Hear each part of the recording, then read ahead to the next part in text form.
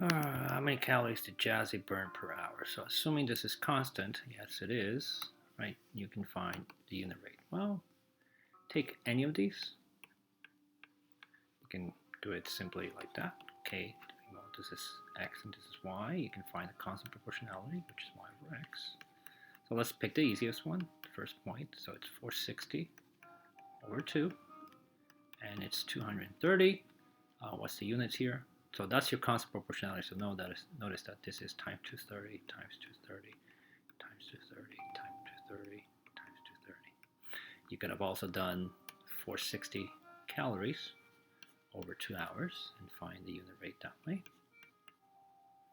Divide by 2, divide by 2, and 230 calories per hour. So whichever one, it's easier for you. 2 employees worked a total of 489,623. They got paid that much money, which the fund is closest to the average amount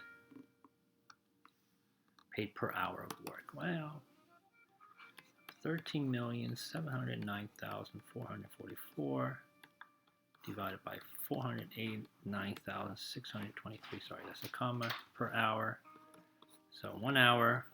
What's the average? Well, divide top by bottom, right? 13,709,444 divided by 489,623 equals, I got 28. 28 bucks an hour. So it's 28 bucks an hour. That would be B. Number 2 is, sorry, C. Closest one would be that one.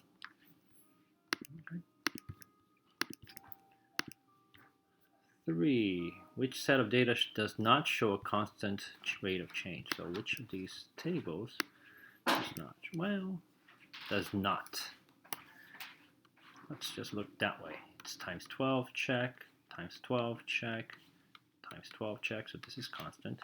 This one, times 5, times 5,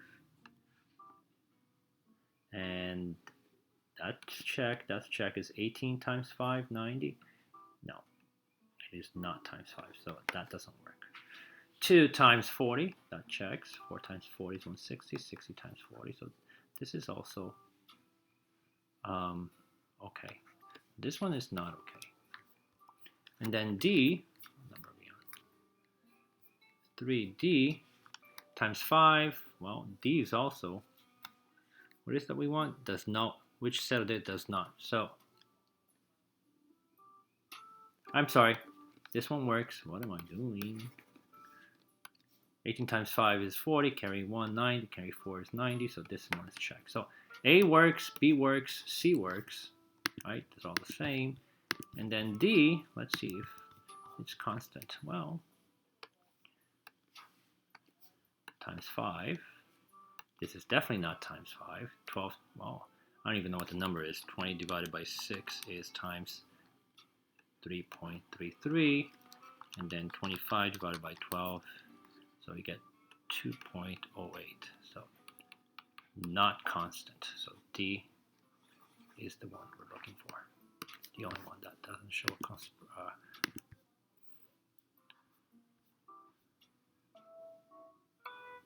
Football teams planning a trip to the beach where they be spending the night in tents. Each tent has 3 players. Which tent below correctly shows the number of tents needed for a different number of players. So number of players is 12. So if you have 12 players, you can divide by 3, right? You should need 4 tents. Right, so this is definitely not even correct. Right, each tent is 3. So if you have 12 players, you would need 4 tents. So that's wrong. B, you have 12 players, right? And you divide by 3. And we need 4 tenths. That's good. Divide by 3, 6 tenths. Divide by 3, divide by 3. So B is the one that looks okay right now. So B is okay. Let me just confirm. C. Well, if you have 12 players, divide by 3, 4 tenths. Good. If you have 18 players, you divide by 3. you should get 6, not 2. So this is wrong. So C is not wrong. So B so far is the one that you want. 12 divided by 3 is not 6 again. This should have been a 4. 18 divided by 3. You should need this. Instead of 9, it should be a 6. So D, I'm not even going to bother anymore. So the only one that's correct is letter B, right? That one shows the right relationship. 5.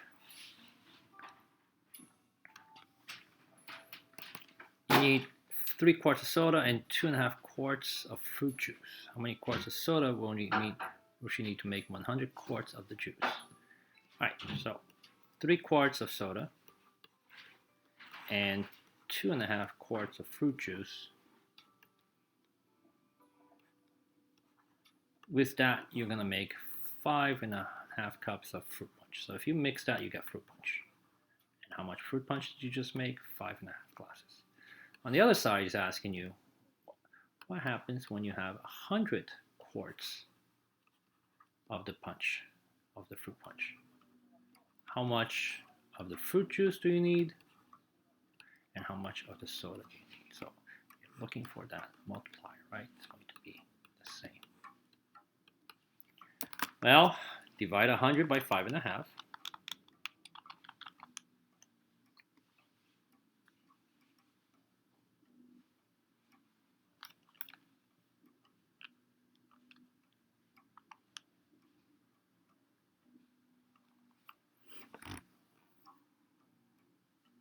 Three quarts of soda and 2.5 quarts of fruit juice. We get 5.5 quarts of fruit punch. How many quarts of soda? Well, we need to make 100 quarts of the same punch. Well, why am I not getting the answer here? Give me a second.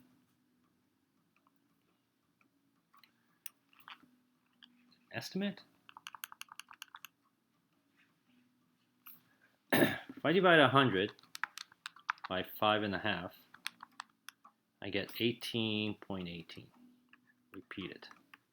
So that would mean this would be 18.18. This would be times 18.18. And we want the number of soda. So if I multiply that by 3, I get 54.54. That's how much I would need here. And then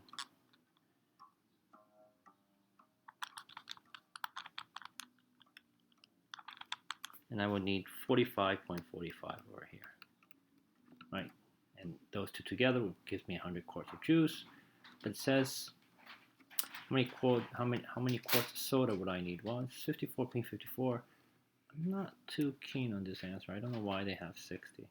Unless I'm doing something correct, but that's the closest one. 3 quarts of soda, 2.5 quarts of juice. So right now I would have 5.5 quarts of fruit punch. I want to make 100 quarts of the punch. How much would I need of the soda? Oh, yeah. Well, if you actually get 60, let me know. 6. 1/10 of a scarf in 4/5 of an hour. What fraction of the scarf can Army need in 1 hour? So unit rate in an hour. So let's put hour at the bottom. So 4/5 of an hour. In 4/5 of an hour, she can do 1/10 of a scarf. So in 1 hour, how much of the scarf can she do? Well, divide by 4/5, right? We're gonna divide. So how did 4/5 become 1? You can divide by 4/5, or if you want to, you can go straight in. To multiply by 5 or 4. It's up to you. Okay, right? And multiplying by the reciprocal is the same thing. So 1/10. So we have 1/10 times 5 or 4. We're gonna go 1/8 of a scarf. And that's it.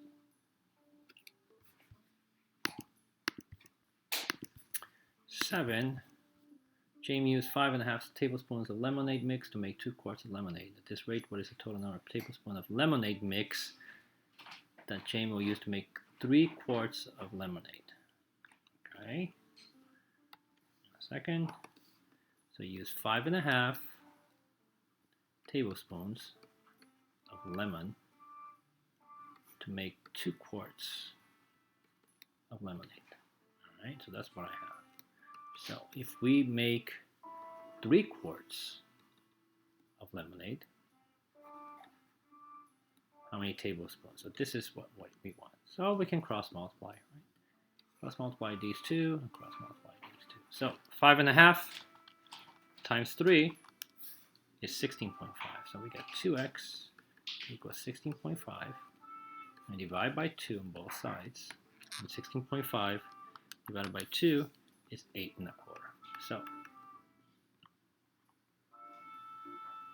8 1/4, 8 1/4, same thing. And here is our answer. Right, so these are easy because all you got to do is set up the proportion, cross multiply. Right, sometimes you can find the relationship without cross multiplying even. It makes it even easier. Piano 3 days a week for a total 9.5 hours. On average, how many hours each day did Isaac practice? All right, so 9.5 hours in 3 days. So we're asking how much did he do in 1 day? So you can cross multiply, or we can just find the relationship. 3 divided by 3 is 1, and then therefore I will divide the top by 3. So it's about 9.5 divided by 3. So you got 3.16. Right, so it's 3.16, 16.16 of an hour. Multiply 0.16 times 60. We got about 10 minutes. So let's see, 3 hours and 10 minutes. Okay.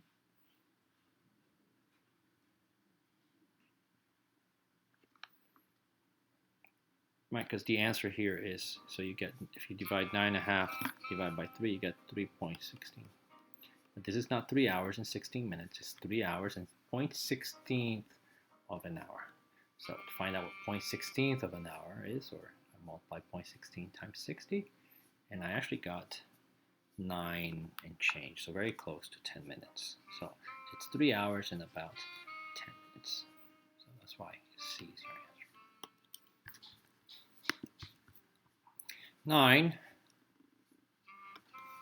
half a gallon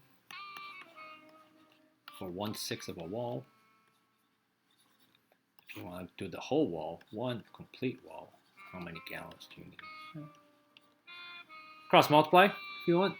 It's whatever you want, right? Or again, find a relationship. How does 1/6 becomes 1? Well, you divide it by 1/6, right? Which is the same thing as multiplying by 6/1.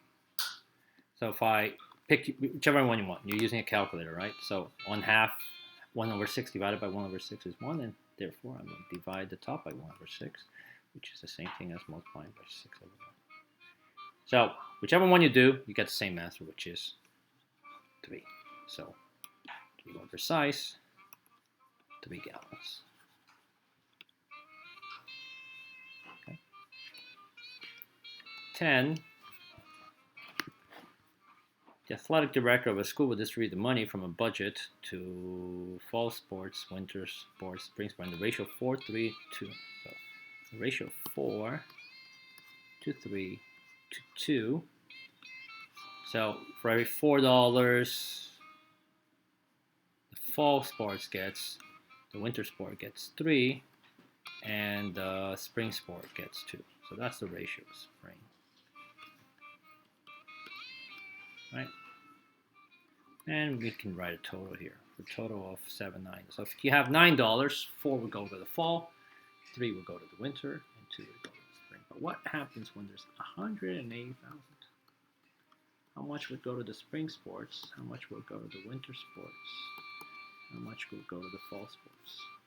So, times what? It's times 20,000, right? So everything is going to be multiplied by a factor, right? 20,000 increased by a factor of 20,000. So if you had 180,000, the spring sports will get 40,000. The winter sport will get 60,000. And the fall sport would get 80,000. Right? Keeping that same ratio. 11. The ratio of child, teen to adult tickets sold at a water park. So it's, wait, 4 to 1 to 2. Oh, 4. Okay, 4 child. For every 4 child tickets sold, 1 teen ticket was sold to 2 adult tickets. Right, for a total of 7 tickets. So when there are 7 tickets sold, 4 were child, 1 was teen, and 2 were adults. The question is, when there were 294 tickets, how many of each were sold? So how many of those were adults?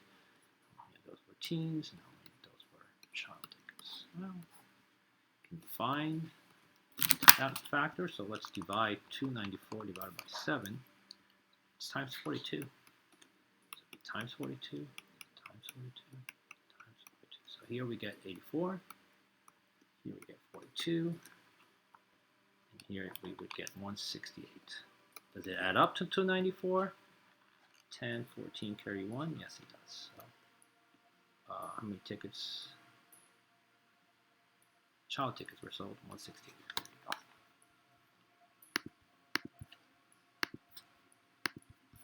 12.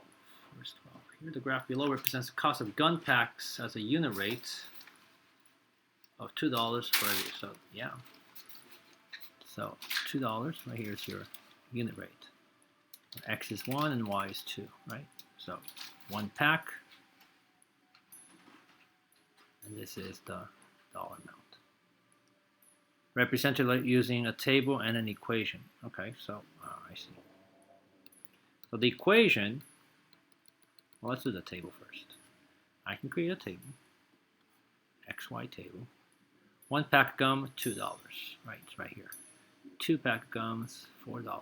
3 pack of gum, $6, and 4 pack of gums, $8. Remember, if it's proportional, my equation is going to be in this format: y equals k over x. Sorry, y equals kx. What's k? My constant proportionality. Well, my constant proportionality is the unit rate. And what's the unit rate? The unit rate is right here. Right. The unit rate is when x is 1. The unit rate is this guy right here, 2. Right, so the unit rate is $2 per gum. So notice that everything is times 2, times 2, times 2, times 2. So the unit rate, pick any of these values, 1 and 2, 2 and 4, 3 and 6, and divide, right? Remember, k equals y over x. So pick any of those points. Let's pick 3 and 6. It'll be 6 over 3, and k equals 2. But we already knew that, right? So the constant proportionality to the unit rate, if you want to write it again, $2 for 1 pack. Again, see that number repeat itself here, here, and over here, times 2, times 2, times 2, times 2, right? So it repeats. So that's so my equation is y equals 2x. How do we find y? So let's say y was 10, right? Let's say I bought 10 packs of gum. How would I get y? Well, multiply by 2, I get 20, right? To get to y, I multiply x by 2. So there's the equation. Here's my table. Yeah, and that's it. 13. Grocery store sells beans in bulk. Here's a sign, 5 pounds for $4. Okay. So let me write that. So here's my rate, $4 for 5 pounds. The ratio of number of dollars to number of pounds, 4 to 5. That's $80, 80 cents per pound. Is that true? Well, what's the unit rate? Well, the unit rate is, what's 1 pound? Divide by 5, divide by 5, right? So I divide by 5 and divide by 5. The unit rate, yeah, you're right, 80 cents per pound. That said, the sign says the ratio of the number of pounds to the number of dollars is 5 to 4.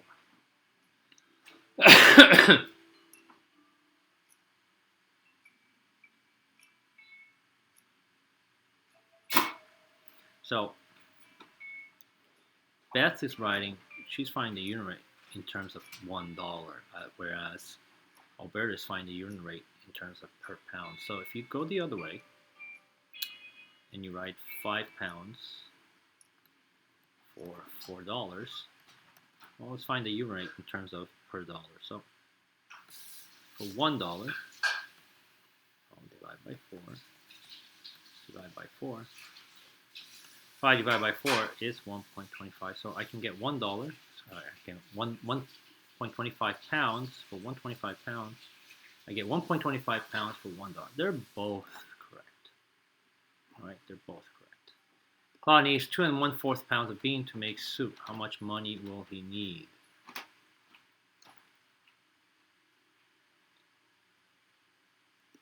So with Claude, well, let's use 80 cents for 1 pound, and he's buying 2 1/4 pounds. Right, so how much, this is the question. Well, how do we get from here to here? So again, you can cross multiply here, right? You can go x, cross multiply, so if you multiply x times 1, it's x, and if you multiply 80 cents times 2 1/4, you get $1.80. So Claude pays $1.80. Okay. Dora has $10 and wants to stock up on beans. How many pounds of beans can she get? Well, for this one, I'll use the other unit rate. So $1.25. So for $1, I can buy 1.25 pounds. If I had $10, how many pounds can I get? Well, here's my proportion. Cross multiply again. X times 1 is x. 1.25 times 10 is 12.5. So I can get 12.5 pounds of beans. Do you prefer to answer the previous parts using Albert's rate of 80 cents per pound or 1.25 pounds per dollar? I think we're so used to this one, where money is on top, right, that we very rarely use it per dollar. But it doesn't matter. It depends on the question, right? It really depends on the question.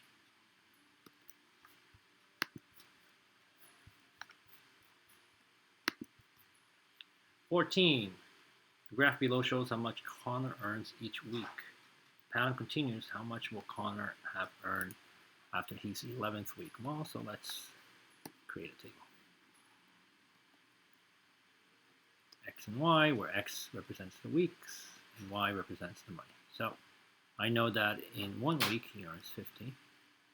In 2 weeks he earns 30. In 3 weeks he earns 45. Is this proportional? Yes, it is, right? Because what are we going here? Times 15, times 15, times 15. So that's my constant proportionality, right? So 11, after 11 week, how much money would he make? Well, multiply that by 15. So 11 times 15 is 165. Right.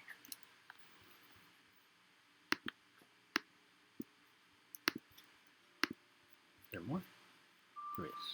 2 more. The water continues to drip at the same rate. How many millimeters of water would have dripped at 14 hours? So, you know what? Let's find the equation here. So I have 204. It's the same rate, right? So let's find the equation. So k equals y over x. I can pick any of these points, this point, any point that I actually can see. So let's pick this point here, 4 and 200. Right, so k equals 200 over 4. K equals 50. So my constant proportionality is 50, which means my equation is y equals 50x. My slope, right, is 50.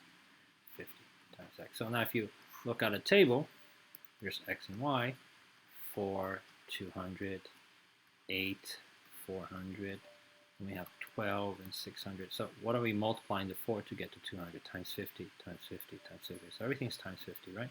So to get to y, I multiply x values times 50.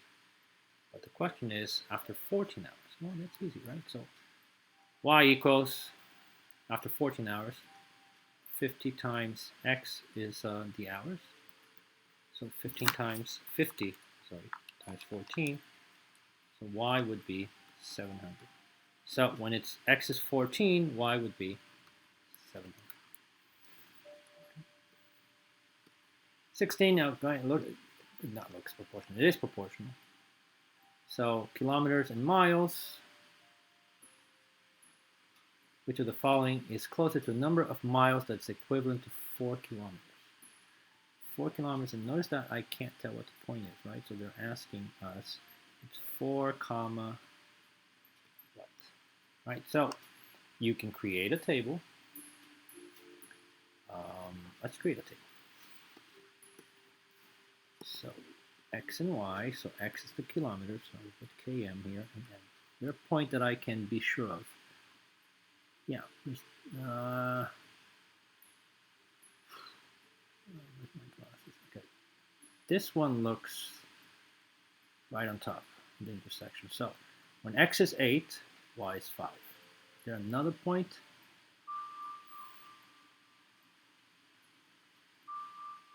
No, I think that's the only one. So, okay. And then we want to know when x is 4, right? When it's 4 kilometers, how much is. So this is my goal. Yeah, that's the question I have to answer. So you can find the constant proportionality. K equals y over x. Let's use the point that we have, 8 and 5. So k equals y is 5 and x is 8. So it's 5 over 8. Right? So if I multiply 8 times 5 over 8, I get 5. So here I would multiply by the same thing, 5 over 8. And I'm going to get 1, 2, 2.5. Actually, I already knew that. I don't even know why. So, right. Half of 8 is 2.5. Sorry, the relationship is half, so half of 5 is 2.5. But then again, there, we did an extra step. So the equation of this line is called y equals 5 over 8 x. To find whatever y value, just multiply x by 5 over 8. So answer is B. That's day 17.